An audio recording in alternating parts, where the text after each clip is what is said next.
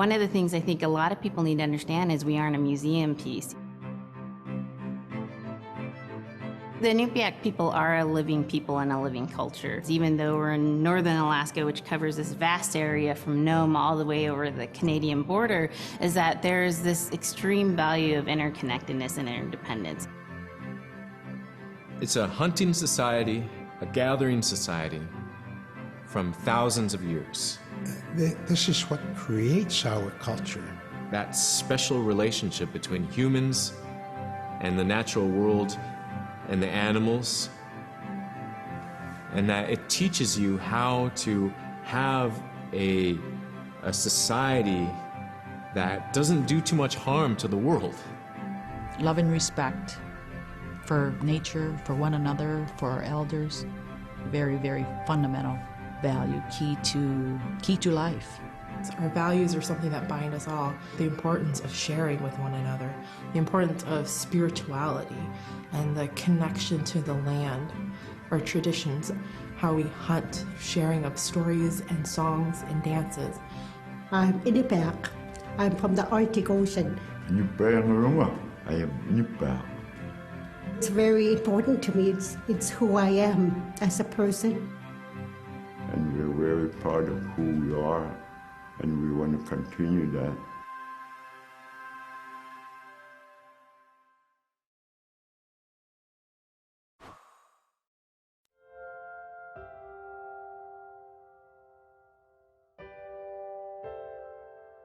It'd be busy, busy, busy all through the day. You get up and you just go right to work, you know, right to work. There's always something to do. There's never any idle time. The only idle time we had was after we eat and before we go to bed. One of the older people would be just relaxing, laying down there and saying, you know, it'd be really nice to hear a story. And then just organically, someone would just start telling a story. Storytelling for the Inupiaq people is very important because it not only created that sense of community, but is a way to pass on wisdom to the next generation. It was like TV, you know? It was just like, it was as good as anything, any movie you've ever seen. And the storyteller told it so clearly that it was just as powerful as any of the greatest movie blockbusters you've ever seen. There was a reason behind the stories that we were told because they held traditional knowledge. They held things that we might need to know in life, whether it was about how to find food or how to survive, or it was about well-being and the importance of connecting with people and being a good member of the community. We all do stories. We all live in stories. We all tell stories to our friends. And they need to be told. They need to be heard.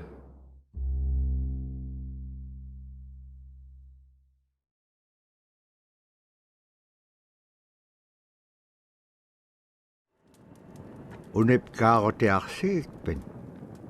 Taalaqanilaqannasuk unipkaaq tuaq qaawiuraqama. Niveaqsiaqarualugu iñuuniaqaniqsuq angayuqaagamini. Sumiteemma. Niveaqsiaqarualu qamuniallatuneqsuq. Aasiisuraqallavluni supayaanik.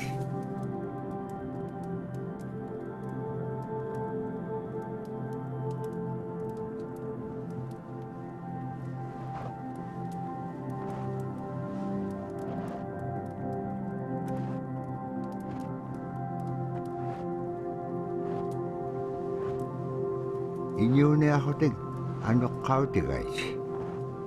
Anuqulingaallaaqsuq. Anuqulingaallaaqpaalluni.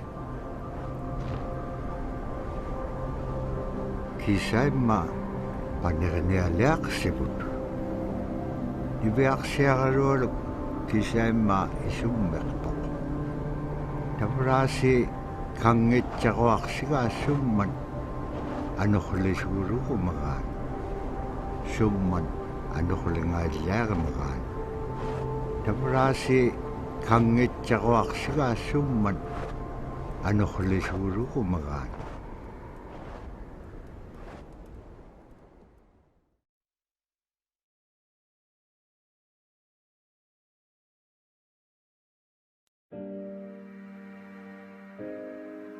So scrimshaw is this really beautiful method of art that's done either on baleen or ivory, and traditionally it was used to tell stories.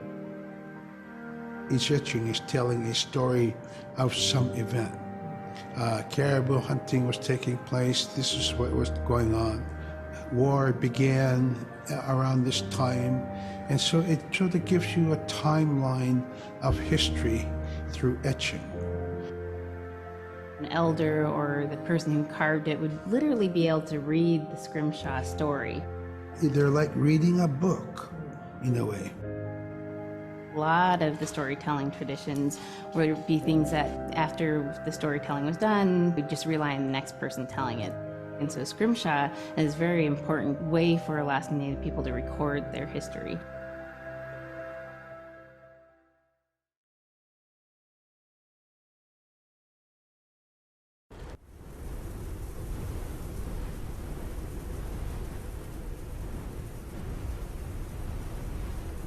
Ano hulak pa ito sunira ka na chokon ni. Tabra ni beyak siya karewalap ayung itchok. Pagyagunir laksok.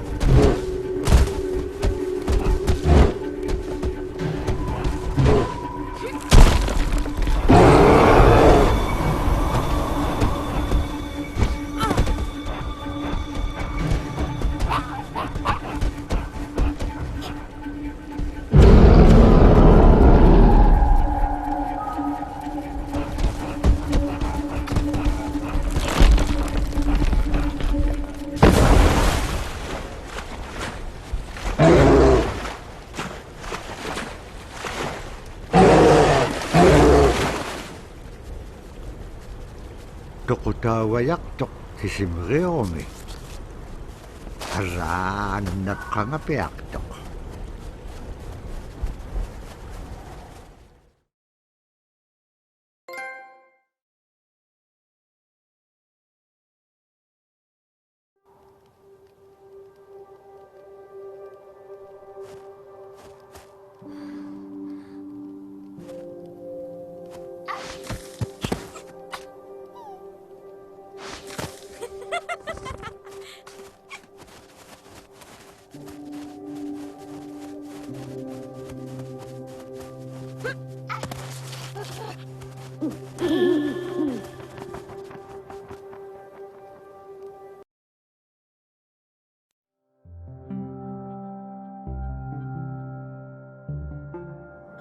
When I was growing up, my grandpa had a pet white fox. If you're a good friend with a fox, when there's danger abound, they try to keep you from getting into trouble. They pull tricks here and there, and foxes are like spoiled little kids in a way. When you let her out, she'd go prancing out in the snow, jumping in the air. I know she was happy then. Come running at me and jump on my chest, knock me backwards, lick my face, and I try not to let her. So that was my memory of my grandpa's pet fox.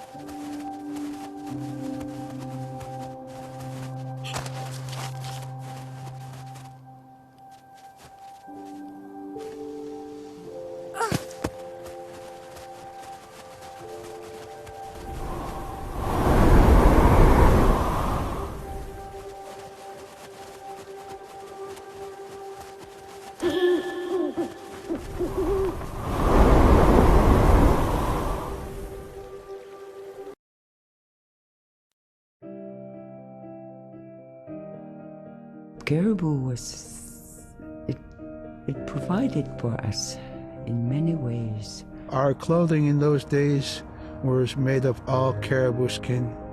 I grew up wearing caribou pants, mittens, caribou skin mattress, blankets. Some people had boots that were made with wolf leggings, sealskin sole bottoms. Baleen was shaved to make insoles. They kept us quite dry and warm as well. But the caribou skin clothing was the best. We would get as many yearlings as we could for our outer clothing. And for a heavy winter, we would get caribou in February or March because the hair was the longest and the skin was the thickest, and we would use those for our winter gear. With that stuff on, you could sleep outside in 50 below and it wouldn't bother you a bit.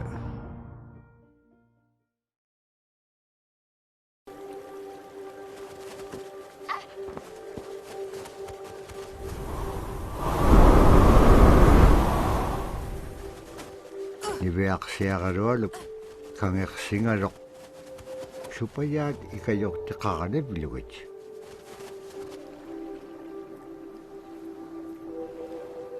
Allawlun itam na tikikan niyak. Sibunaksip kangaga niveaksiagaroluk kanutun pekpaganak tilangit tamat ko ikayok tauruat.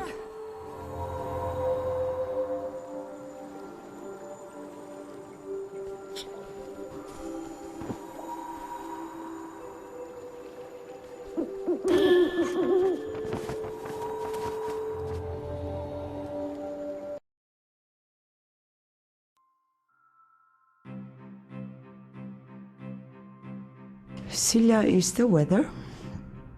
It also means the atmosphere. Here's the nuna, or the land. And it's anything from the land into the moon, the sun, the stars. That's Silla. It's a very spiritual, and we have a relationship with Silla. Silla has a soul in the same way we do as people, in the same way animals do. I think spirit helpers in and of themselves are really about how we're connected with things. And so it may be that there is a spirit helper that shows themselves as a bird to show you the way home, or it may be a spirit helper that actually decides to show themselves with the face and body of a man instead of their animal form. And so I think one of the things that's hard to understand is that it's not one way of seeing things, it's one way of knowing you're connected to everything. We've always had that spirituality of everything around us. It's the interaction you have with the air you breathe, the ocean that you gather resources from, the rivers from which you gather fish, the tundra from which you pick berries, the animals that give themselves. It's all of that.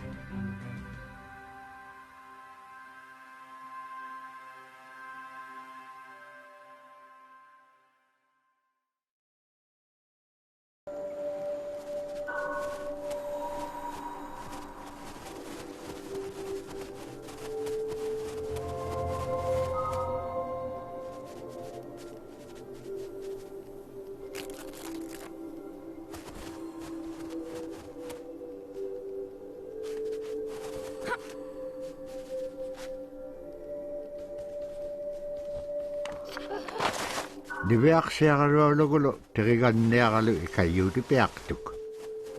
Sikakadeotimigini. Ara kangeksinaitchukun niakanok pisilag.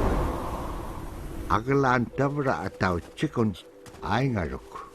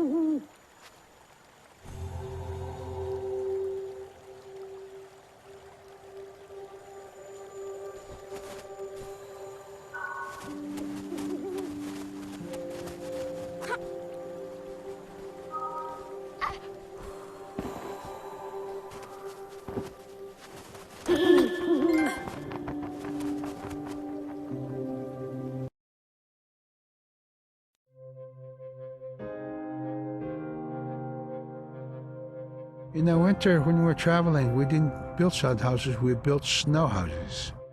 In Canada, they call them igloo, but here in Alaska, we call them apuya. We'd do a day of travel, and then we'd make a apuya. The next day, my father would set traps, spend the day there, rest the dogs, give them something to eat, and then the following day, we continued to the next place. We'd go to my dad's sister, who had a house at Dubarg. They had a small sod house over there. We didn't have to do anything. We just visit with them, and my dad and his sister were glad to see each other, and they'd talk away while us kids played outside or go to sleep. By the time we get back to our home, my father would leave us with our aunt or with my grandmother, and then he'd start on his trips and go check his trap line. We were not into 8 to 5 kind of time, you know. We're in a total different kind. We're in ecological time.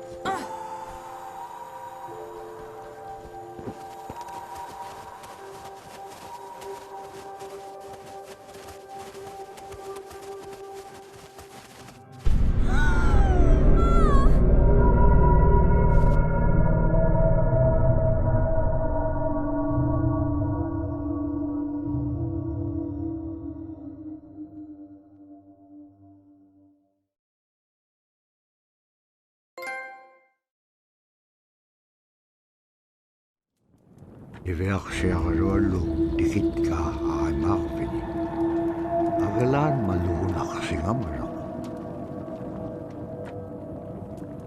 Inñoqulu tikinngamaluq iverksearluallu piingaan. Ivaxaleqsimaluq sumittaimma. Nikatjakkumañainniqsuq. Paqitqaangaarnagu ivaqtani. Nunaaqqeq ikiwaqtuaganiqseq. Iñungi toquttaqtaaganiqsit.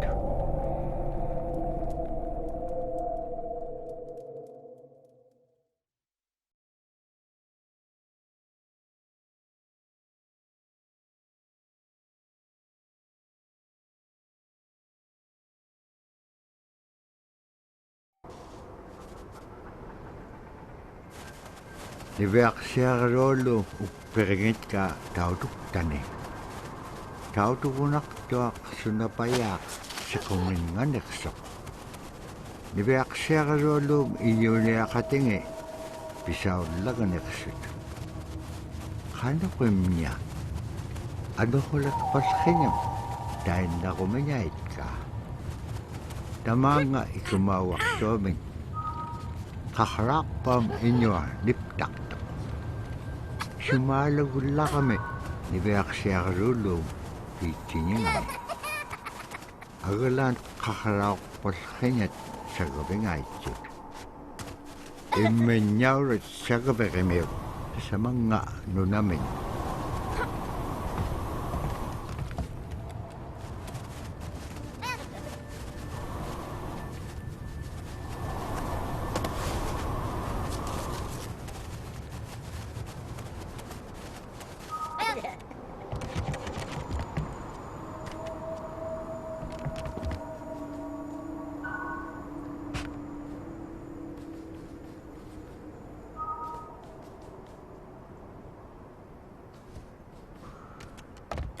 Haikuin tutiin.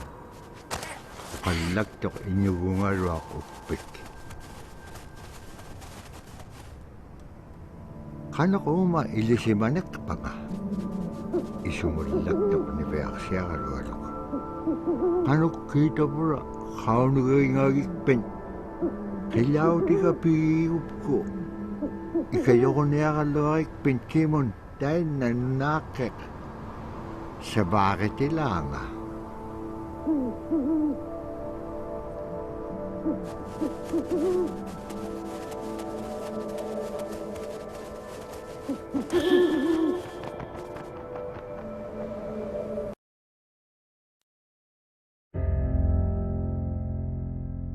Drum is something that's common to all cultures in Alaska. All cultures have a drum that may have some stylistic differences or differences in the materials that it's made, but it's still in recognition of life and vitality. And the drum mirrors the heartbeat. And when you continue drumming soon, it will be in line with your heartbeat, because that's what it's supposed to be, the heartbeat of the community, and it symbolizes vitality. And it's the most tremendous feeling to be in a room and to have one long row of all the drummers and to have that feeling of unity, everyone beating in harmony, the drum beat in unison. It's the most beautiful feeling. And to know that you're connected, you're on the land that you are connected to. And even if you grew up outside of the community, that which is in you comes from this area. And it's the greatest feeling.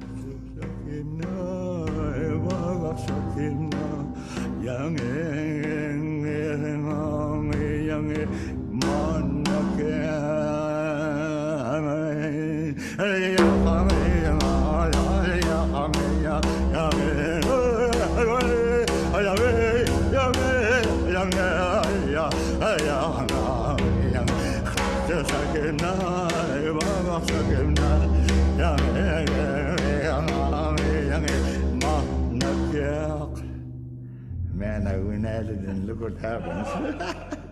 Oh.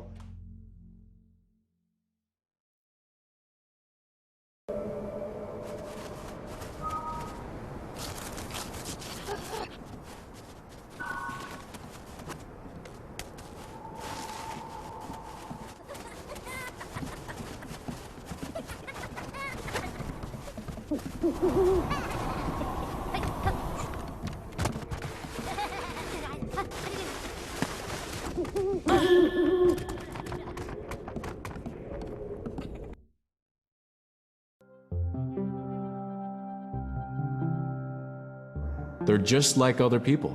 They just happen to be very small and extremely strong. These are stories that are common throughout Alaska. And it's normally that people are in a size from your elbow to the tips of your fingers, and they possess superhuman strength. So they may be tiny, but they can carry a whole caribou. And if you go up north and you talk to a number of the people in the community, they'll talk about having seen the little people.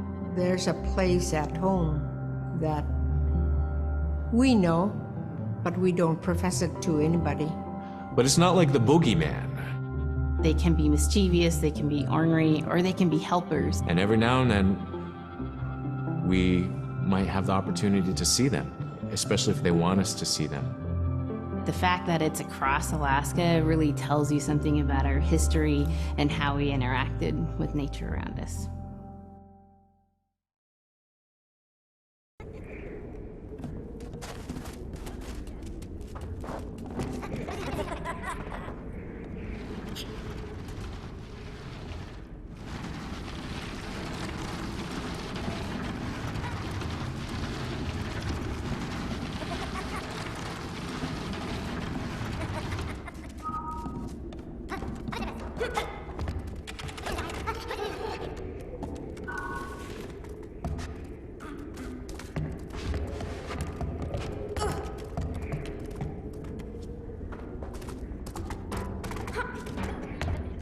Khilya rock tot ibeak siarolo mutpakke. Asi anibliting suna idukto sa urumagan.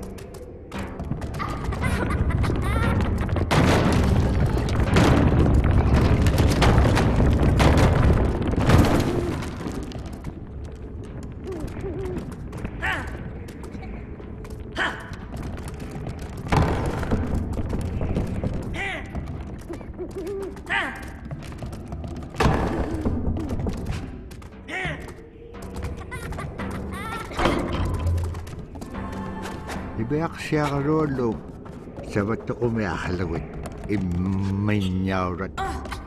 Bakit ka upir kailawin?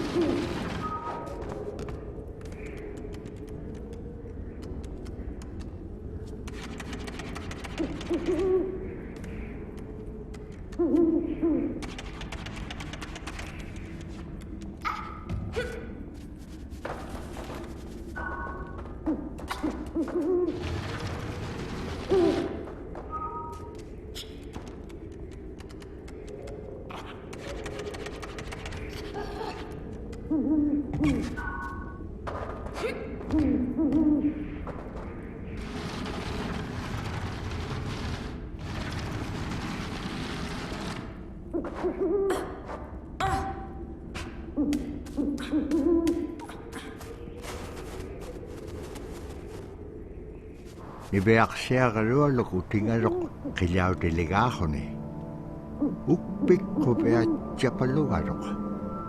Asi tabura pivir tagaliw di bea lagaga ibeak siarolo. Dahil nahone ay chudi hirakangarok. Ukpik ukalagtok. Uvaw na kao nagingagiga iliginon pikit kublogo.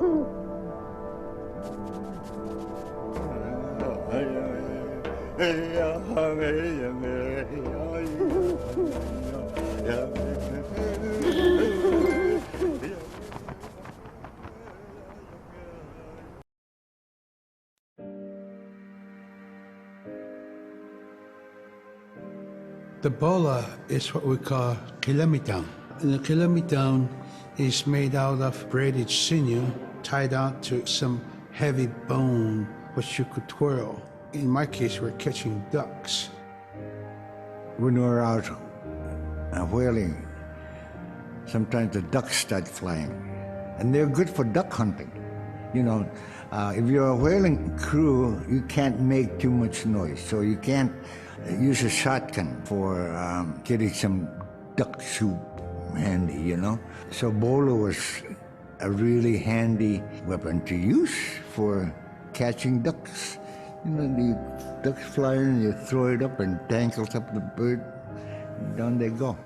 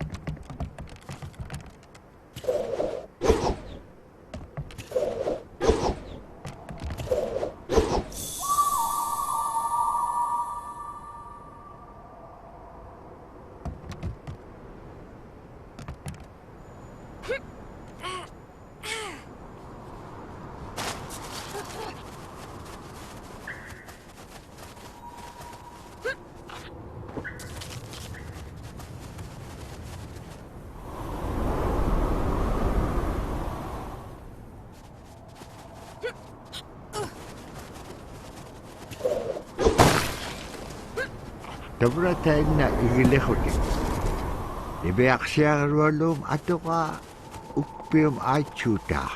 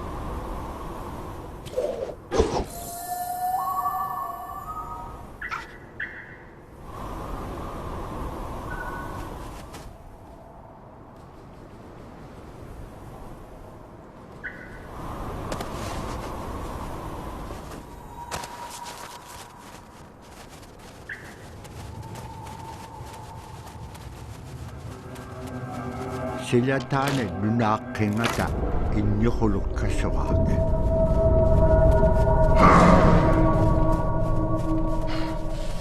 Inñuquluum tautukamiu nutqaqqugaa. Agalaanniviaqsiaqalualu saperinaqsima. Qinnalifsaapiaqtuq tautukamiu qilamittau.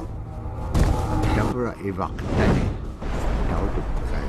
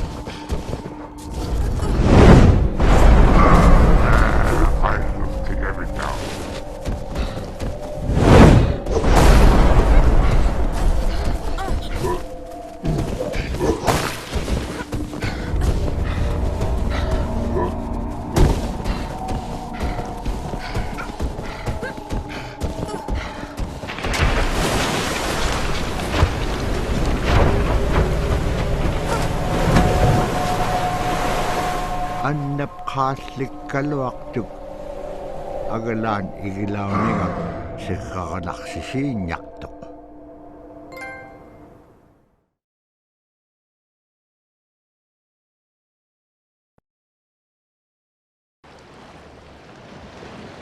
Malaquguni uvluguni uissauvlutik.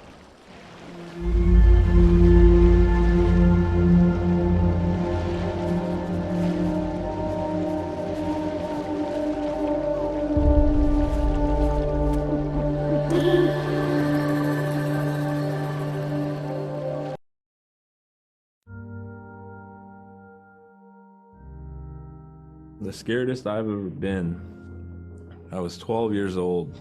We floated out on a piece of ice while we were duck hunting. It was a bluebird day, just clear blue skies. And there was 3 of us, myself, my brother, and my dad. Next thing you know, we see this dark shadow on the ice. We look and it goes behind us. So we all jumped up, startled, and my dad, he started running. We got back to the ridge there. The ice had fractured, cracked, and broke off, and we were floating away. We were drifting. It was close enough to where my dad would have made it. He stopped and he thought about throwing us across, and if one of us was on the other side, we would be split up. So he stopped, and he just so happened to have a cell phone on him. 911 didn't pick up. That's the worst feeling in the world right there. 911 did not pick up. So he left a message because they record their calls. Once he had relayed that information, his cell phone died. That was the scariest moment I've ever had in my life. We were floating away and I thought we were left for dead. He kept calm during this situation. He's bringing out everything positive in this case. You know, I'm crying, my brother's freaking out. It went from clear blue to dense fog. Within a couple hours, we heard the chopper flying around, so they must have gotten our message. We thought we were saved, and then the chopper sound went away. So we lit some of the sled on fire. It's plastic. We thought black smoke in the fog would create some kind of marker. Chopper pilot had mentioned when we got rescued, you could see a glow in the fog, and he slowed down there, and sure enough, as soon as he slowed down, we got within visual. That was definitely the scariest moment of my life, was floating away and not knowing what the outcome was going to be.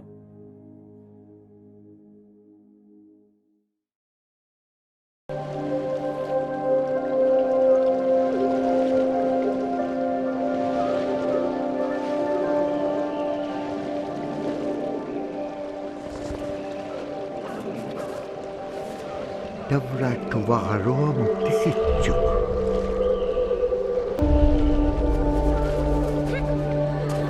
Agalan tuwabit pagabitchuk.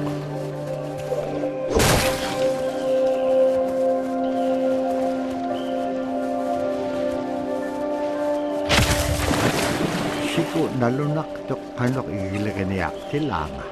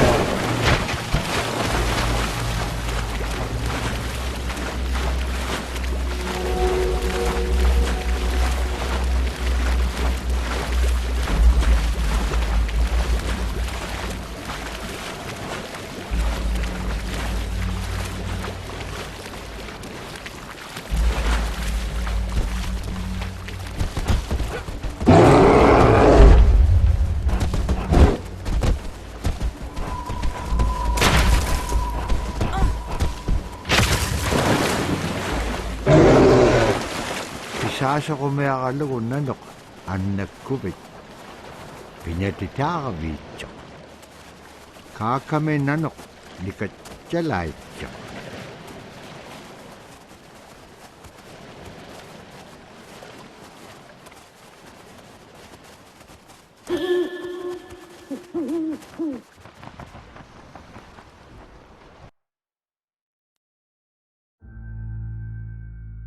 We're very much aware of the climate change.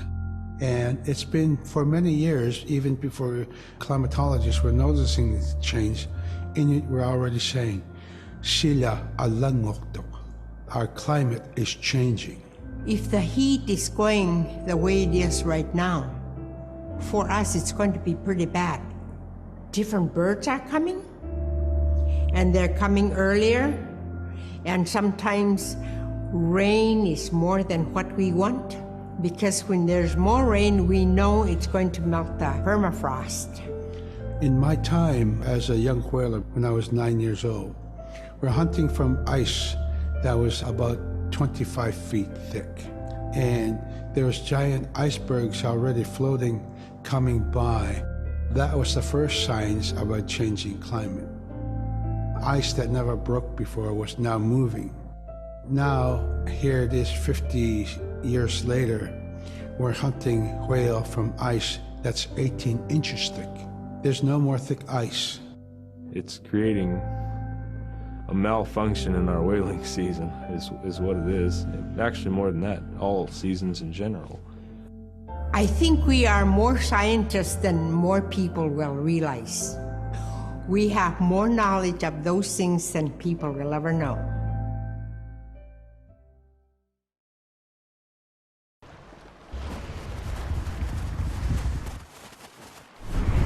Magalang taman na nuna alaw.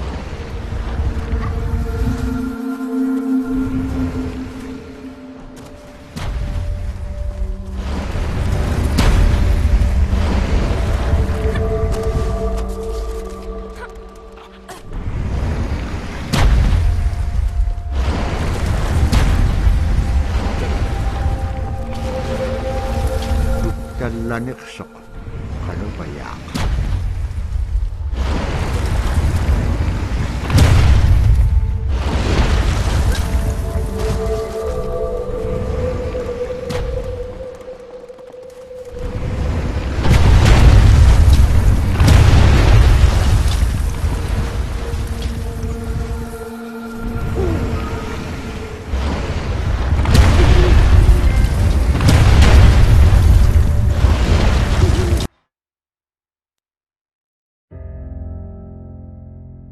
My brother was out seal hunting. He got attacked from behind and managed to grab his knife and save himself.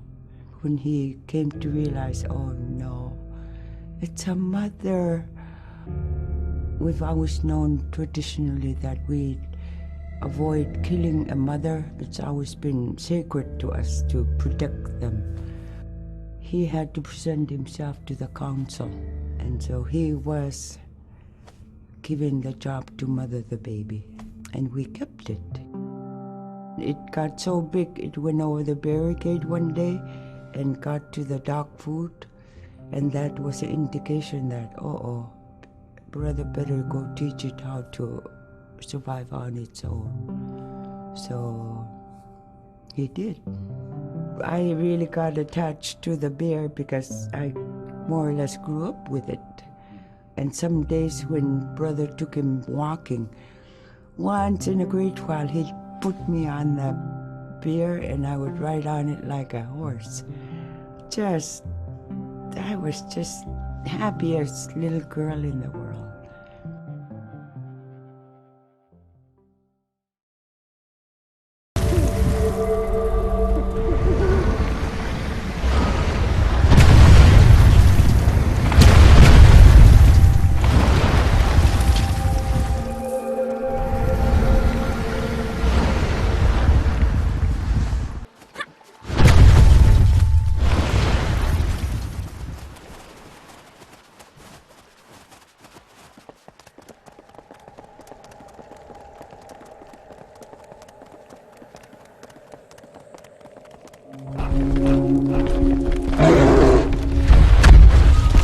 Tapkuak tikisyakkak nannupsitranga. Asi piyumagilipik syuakai.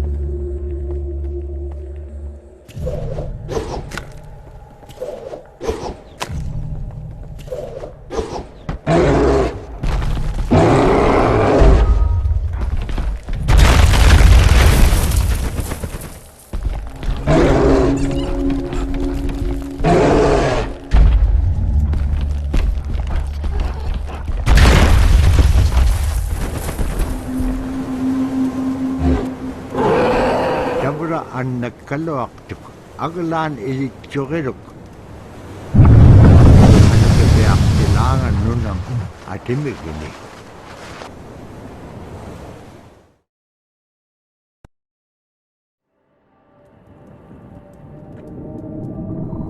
Niveaqsiaqalualugulu tiriganniaqalu imaaqtuk.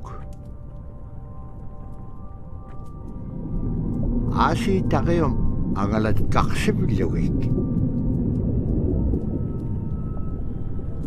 Taqium igukkaik qairusungiñun puktaaqpaum araaqanuqtik taimma ipingitpak.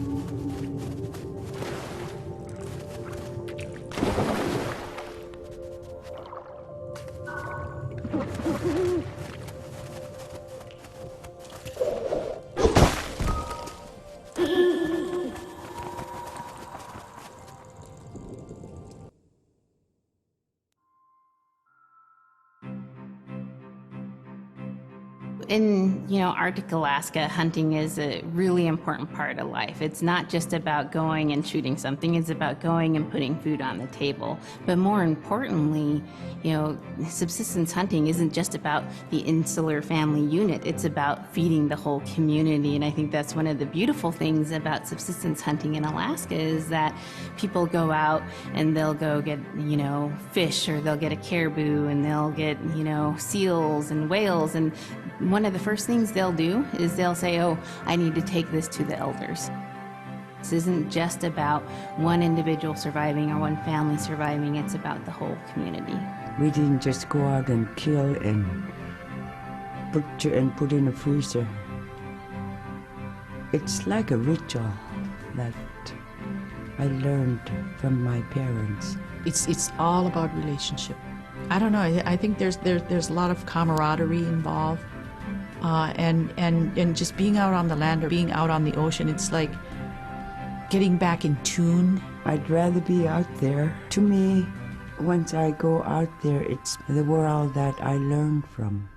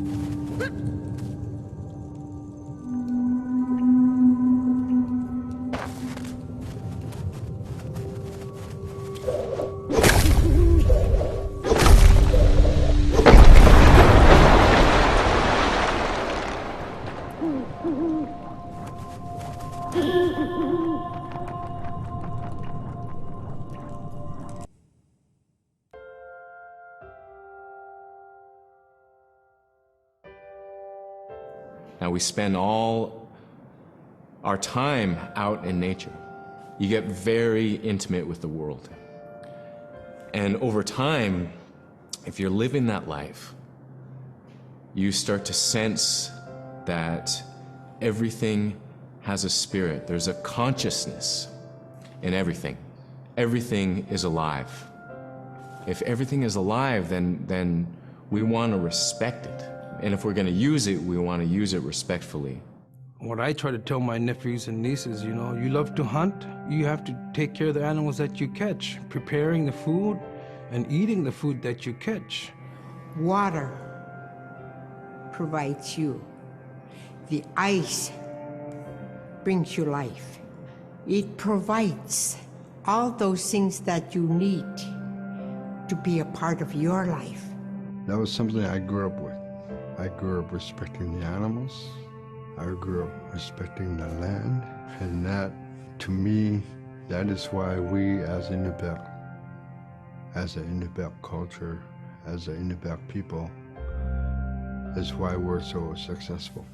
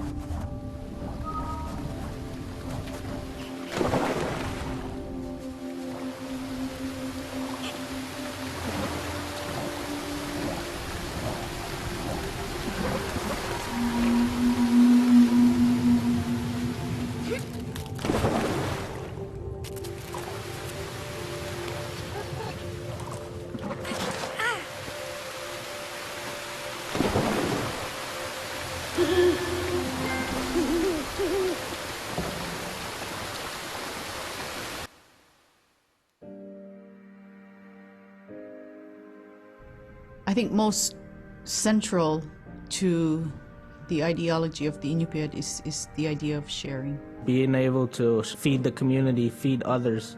That's why we hunt. You know, in the old days, that's what you needed to survive, you know. The sharing is important because it's how the community survives together collectively. We just give. That's how I grew up. That's the way I'm always going to be. Because of who we are, we always think about other people first. If our people didn't share in the old days, we wouldn't have survived in this harsh, climate, environment.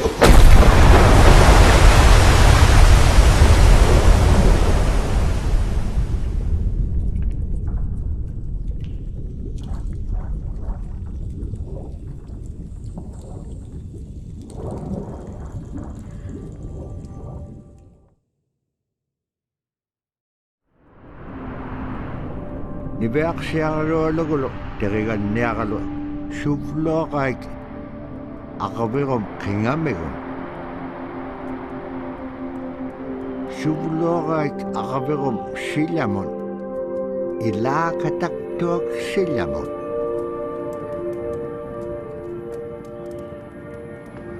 Tipiniraik sanganun nunaken.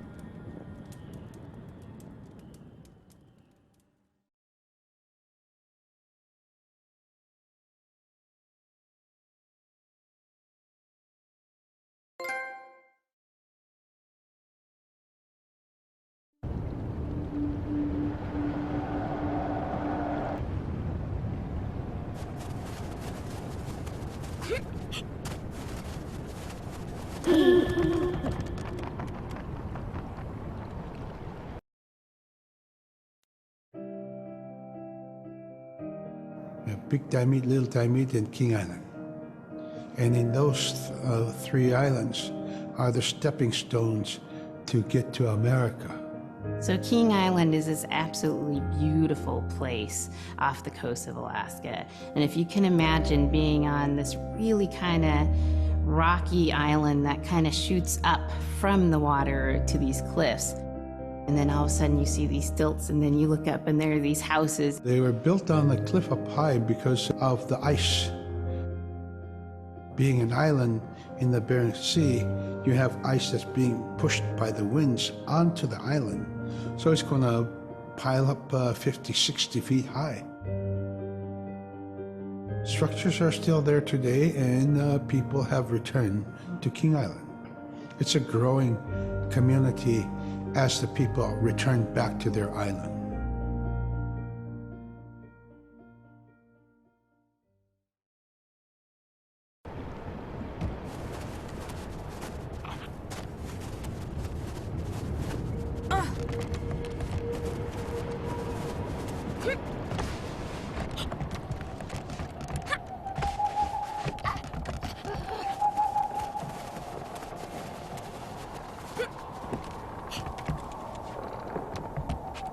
Tamna nunakek Inŋitchuŋa Inŋitchuŋa.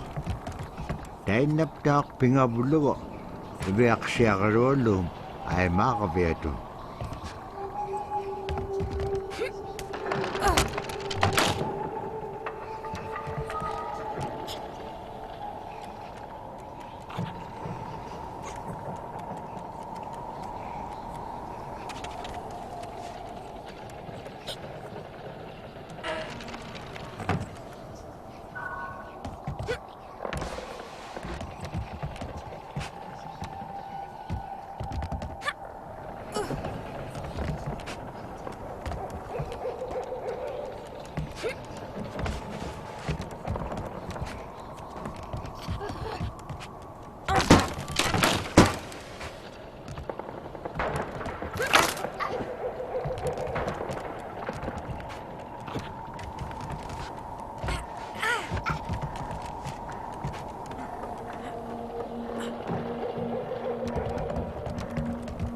Kigokayat kaumak titkat nunak.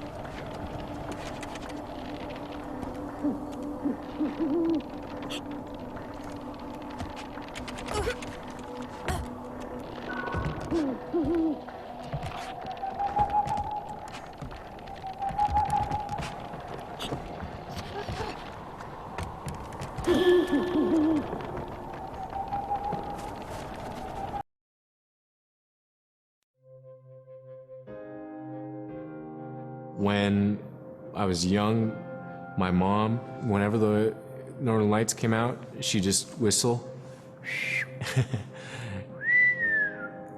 Boy, they come alive. Just keep whistling and that aurora will, just like, you know, you can almost hear it.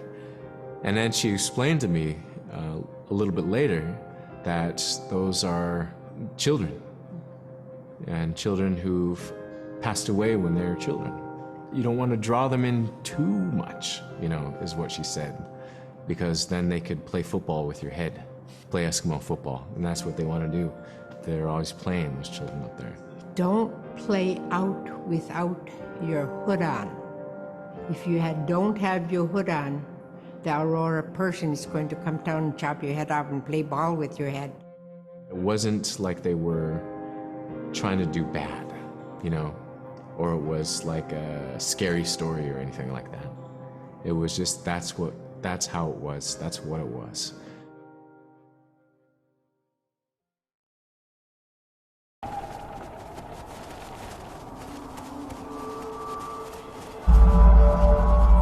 Kiruayat silyagahuting silyamet. Iba haliksut nalaka nila ityonik. Tukkanan.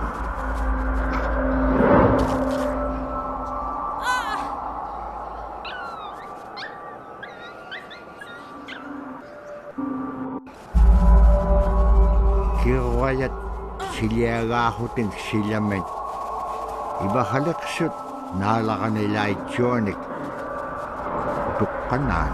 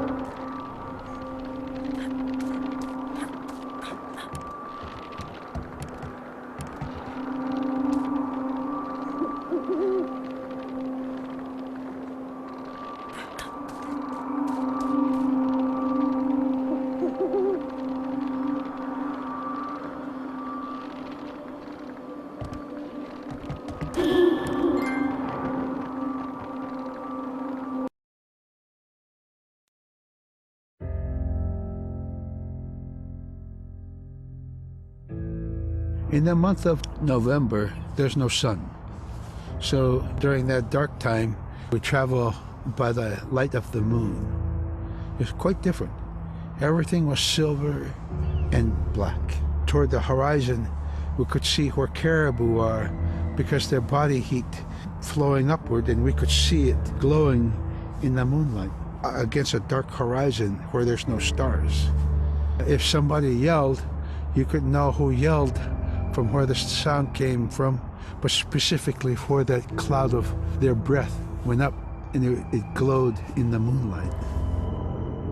So that was a good time to travel. It was very surrealistic.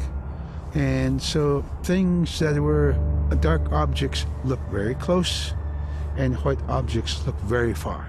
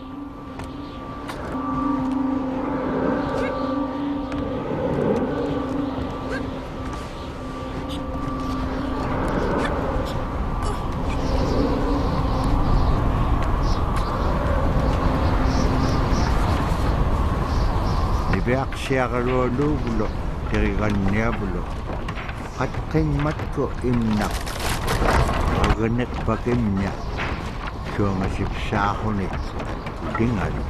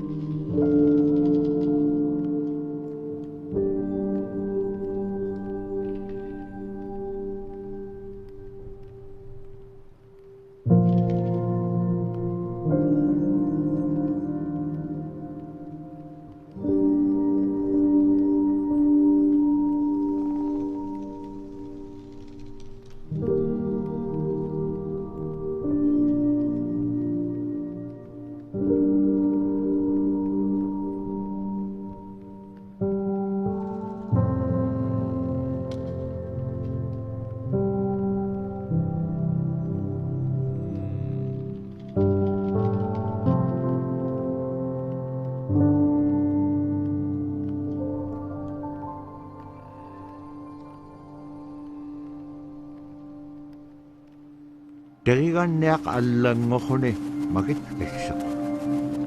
Naga denay tuak ataramig.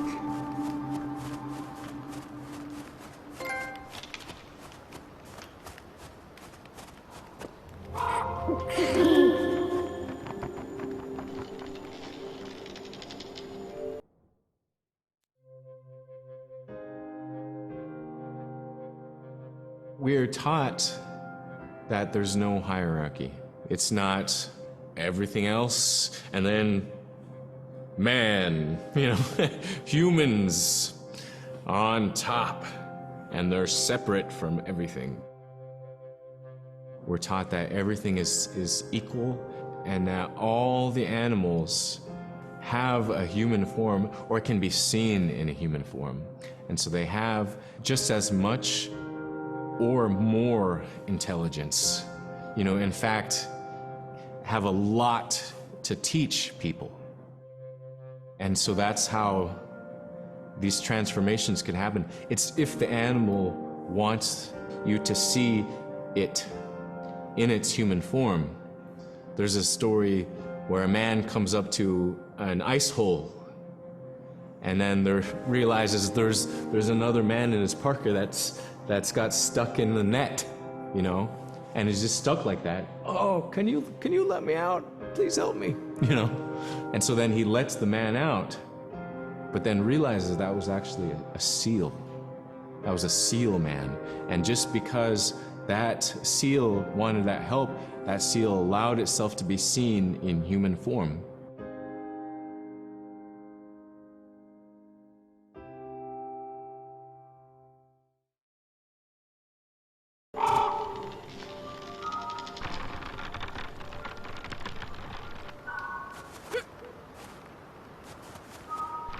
Kulange hiligo na paktik nurangat.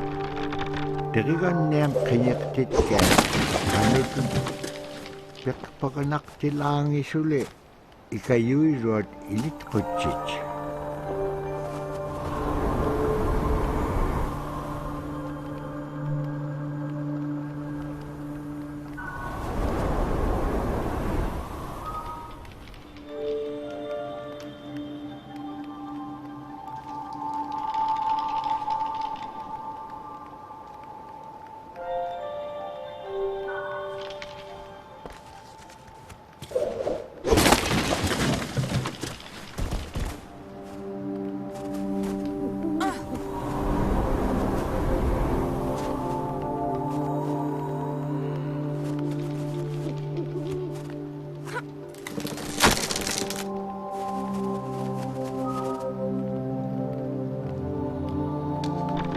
Paktud Inuit salap kehoting pakalagat terigan neak.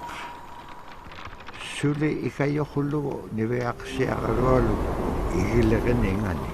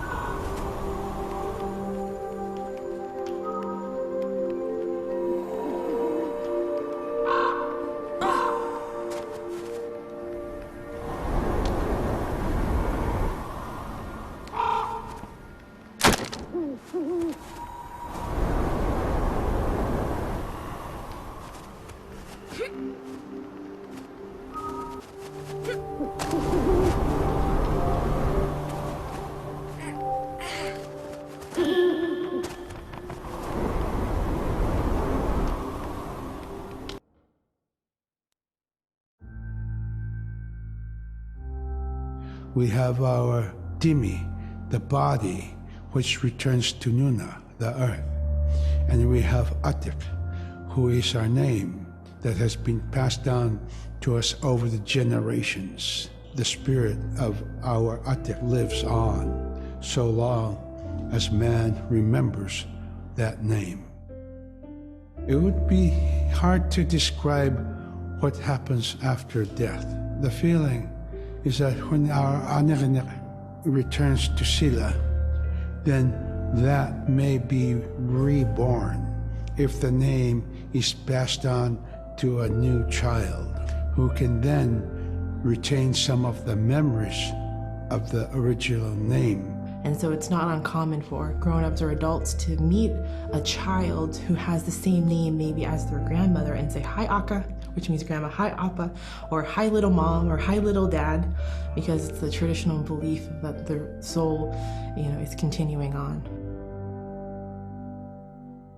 Humans are renewed and replenished over time.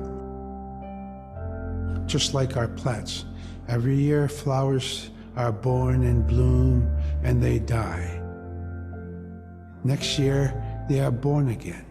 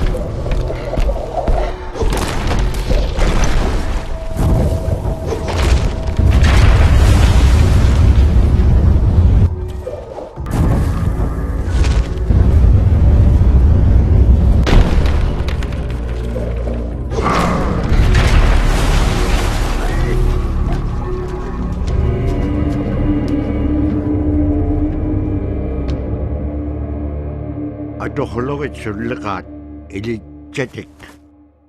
Niviaqsiaqarualuullu teriganniavulu akiiligaak inñoquluk. Inñoquluum tavra iñuusia isuhulitsoq.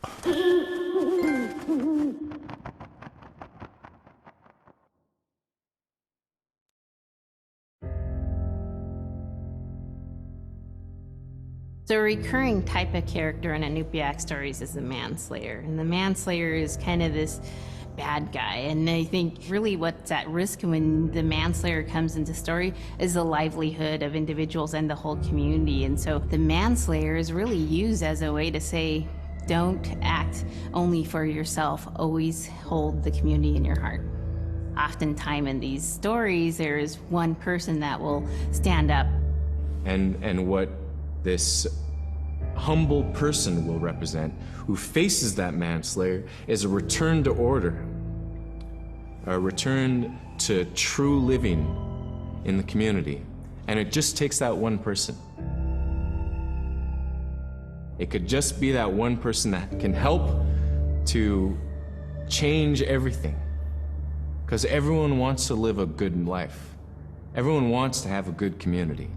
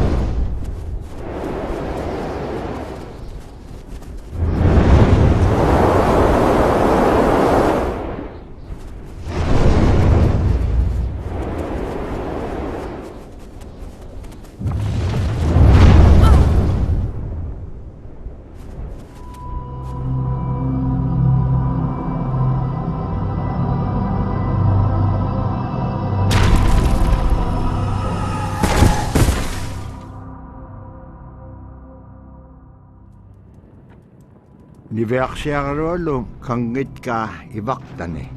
Inyuk pasumarok. Ulimaktuaqalu apun siamittaqaqanaqa. Aasi pihirunnik sillamun siammayaaqtillu.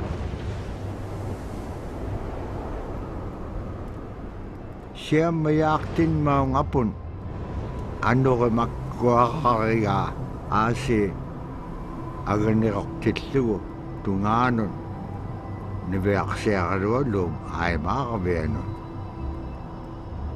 Tavura kangitkaa summan aganiroruutilaanga.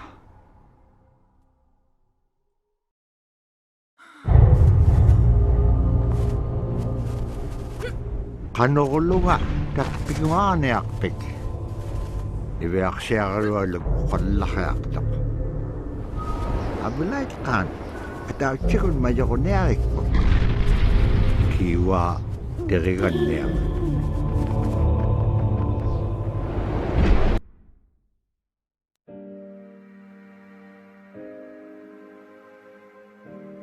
With regard to the environment, the blizzards have been one of the key elements that have impacted the survival of people, especially in the hard winter. We know a blizzard is coming when the moon is starting to get fuzzy. We also look at the stars. When the stars are twinkling fast, we know a storm is approaching. We look to the clouds in the sky to give us a direction the storm is coming from. We learn these as children by observing weather on a daily basis.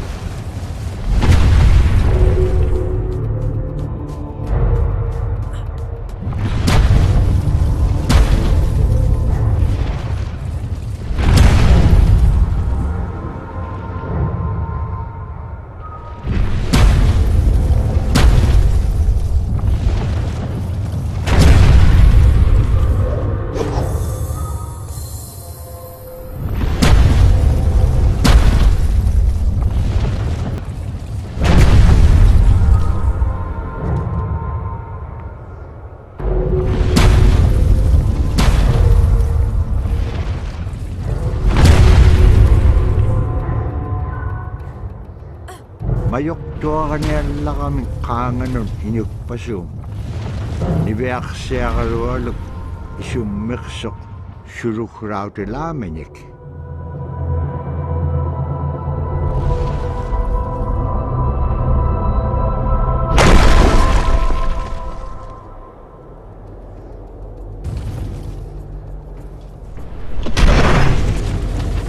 Agidik kumanyakup kukiak ulimaw ta. Sumarok. Nalunay ko. Aganak pangarasiro.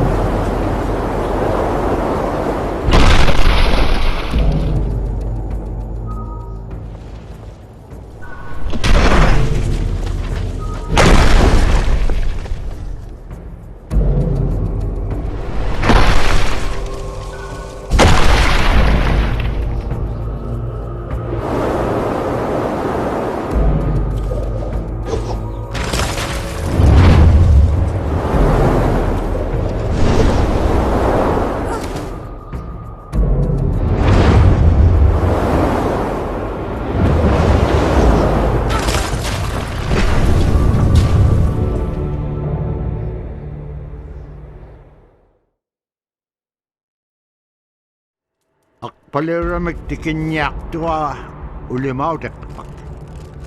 Tiyong maung ulimaw dekpak akralik tuk nat kilakatahutik. Inyuk pasum malikatalo ka angulait ka o kilablo ni.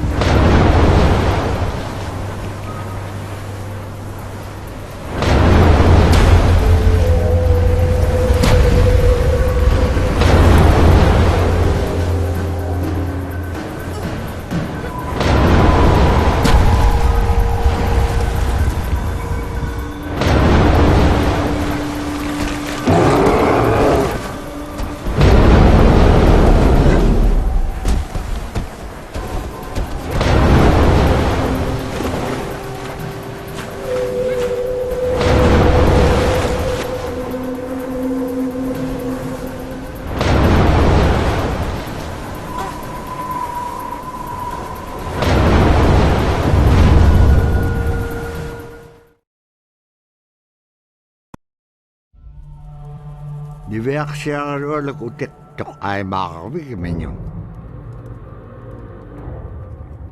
Agalaan inyuk pasyo malakiro ka.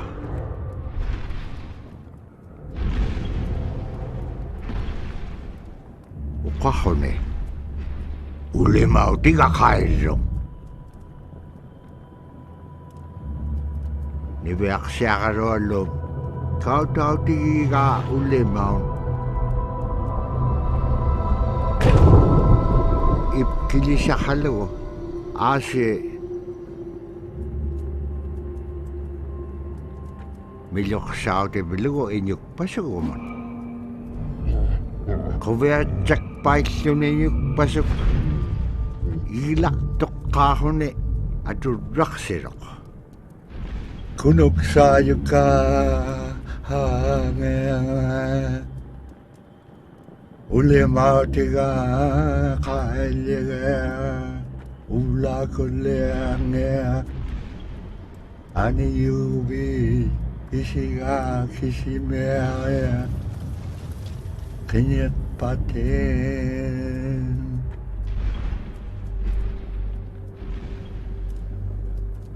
Niveak siya karolok ilyatit kiksok ang ayokag menyot.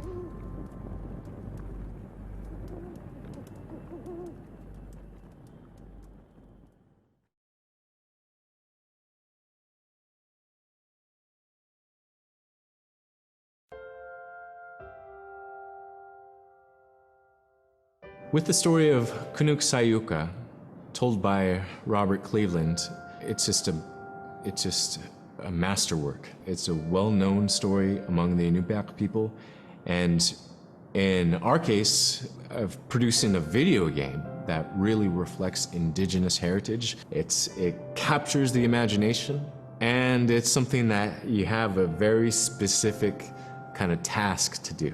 There's a blizzard, you know, and it is just a non-stop blizzard that is overpowering the people. And there's one man that wants to figure it out. And in our case of the story, it's a girl that wants to find the source of that blizzard. The blizzard man, it's like that is the physical embodiment of an element of nature. And so there's a person that needs to go up and take away that's chipping away that snow. In that community, the person least expected is the one who stands up and makes the difference. Humility is something that we value, and where that comes from is the idea that you are not the biggest thing in the world. And when you live in an extreme environment like where the Inuit reside, you're at the whim of the environment, of the climate, of the animals. You can be as prepared as you can, by learning from your elders that, you're not the biggest force in the world.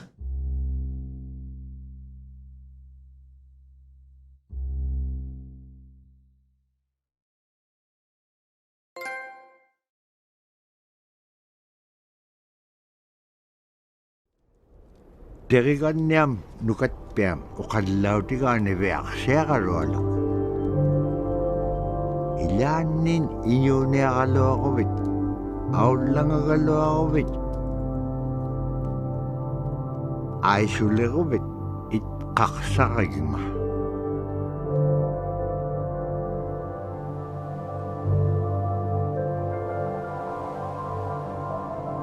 Asita bra tao tukunay kasok. Tatpaw nga taktua mo sila mo.